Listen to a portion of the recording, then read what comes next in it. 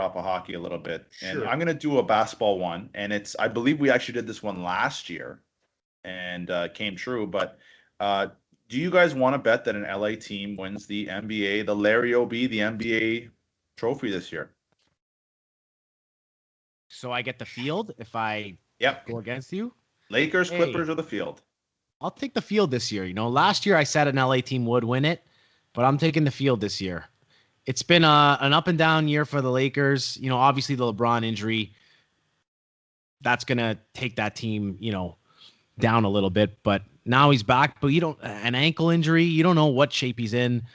So there's question marks there. And then the Clippers, who knows with the Clippers? And there's a lot of good teams in the West. So I think I like Brooklyn this year. I know you don't, Bobby, but I'm gonna take the field.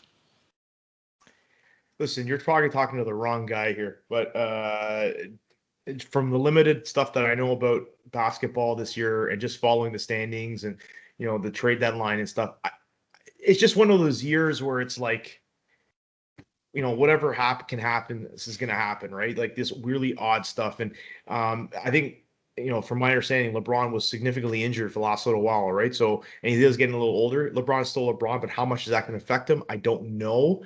I just think that there are some teams in the West, as Joel mentioned, that are really starting to separate themselves. Can I see Utah getting through? Why not? What stops them from being that good, carrying that through into the later rounds of the playoffs? So I think it might be time for a team like Utah or even Denver. I liked them last year. I think they can get over the hump this year. So yeah, I'll take the field, man. I just think there's too many strong teams.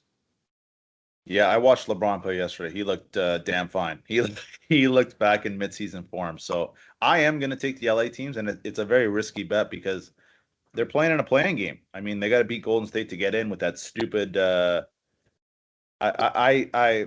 playing game I love. The way they did it was terrible, and maybe I'll talk about it another day. But um, I'm going to take them to win. You got to think that Jamal Murray's out for Denver. He's got an ACL injury, so he's out. So that kind of takes Denver out of the picture for me. Don't trust Utah. Phoenix is going to play the Lakers probably in the first round. And all the teams in the East are all flawed. I mean, I don't buy Brooklyn. I don't buy the Nets. I don't buy Milwaukee. So I think if the Lakers or Clippers get through, either one of them is going to be a bad matchup for the Lakers will be an awful matchup for Brooklyn. So I'll take one of the LA teams will win the Larry OB this year. We shall see. All right, I'm going to stick with basketball here, specifically the Raptors.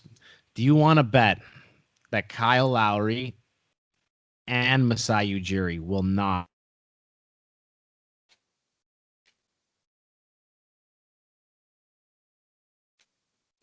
Sorry, guys. Rob, did you get that? No, you Yeah, do it again, Joe. Pause. You pause, buddy. All right, no problem. Do you want to bet that Kyle Lowry and Masai Ujiri will not be back with the Raptors next season? Oh, man.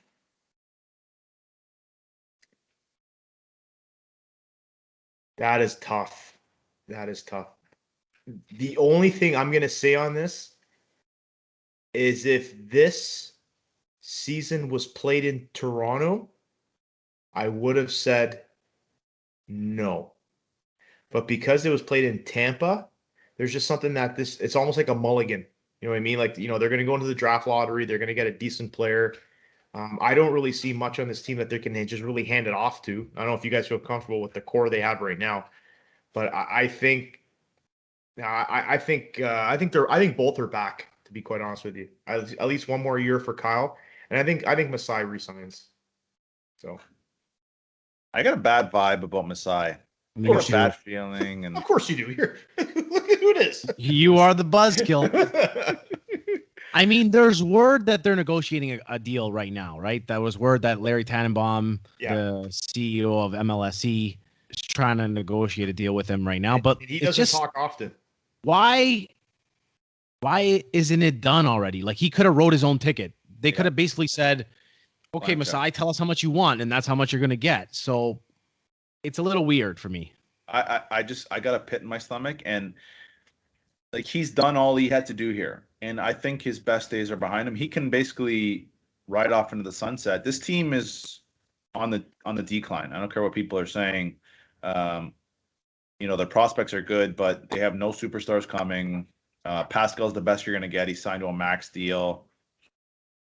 I just think he has bigger aspirations than basketball. And like you said, Joe, if it was going to get done, it would have got done by now. So I've just had a bad vibe about the Raptors all year. There's been something off. The players are.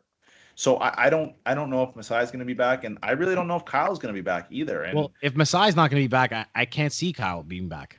and we don't know what's going on behind the scenes because there could be some things with Kyle, and I think he might harbor a little resentment for them not trading him. He really wanted to go to I believe, the Lakers, and they basically said, no, we're not sending you. And so I wonder how much resentment he harbors for that. So, Joe thinks they're not going to be back. Our buddy from on the block, he doesn't think Kyle's going to be back, and there's a chance that both of them might not be back. So that's what I'm going to go with. Yeah, and if you didn't get a chance to listen to that segment with Joey Fafari from On the Block NBA, we have it posted on our YouTube channel, so check it out. He had a lot of good info on the Raptors. It's also posted on our Instagram as well. Quickly, let me chime in. What's the advantage of bringing Kyle back? Now that I think about what is the advantage of bringing him back for 1 year? If they really think that they don't have a shot at it, is it just to bring him back so they can do what they were supposed to do this year and flip him at the deadline for a Pete? I don't know. It's just a sentimental signing, just to say bye to Toronto for 1 more year. I don't know. It's the what's that called? It's like the celebratory, honorary signing. But it still takes a good chunk out of your cap. Yeah, he's not a nothing player either, right? I mean, look around the East, man. This team they went from NBA champions to irrelevant almost very quickly. And Brooklyn's good, and Philly's got some nice pieces, and Milwaukee's there, and Miami looked good last year in the bubble. So I think the writing's on the wall that this team's on a decline. You can see it. It doesn't take a genius to see it. So. And the fact that they're coming 2 years off a championship, who cares right now? We got our championship. You know what I mean? I don't think it's as big as a deal as people think. So yeah, I think let him go. You got Malachi Flynn. Let's see what you got in him. You just signed Freddie VanVleet, and if they get a top 3 pick in the draft this year, they're going to go with a guard. It's a guard heavy draft, so you've got some great guards. They get a chance at Suggs from Gonzaga. They're taking him, and not what are you going to have 4 guards next year? Just play 4 guards and one big. So, yeah, I don't know. It's a good point.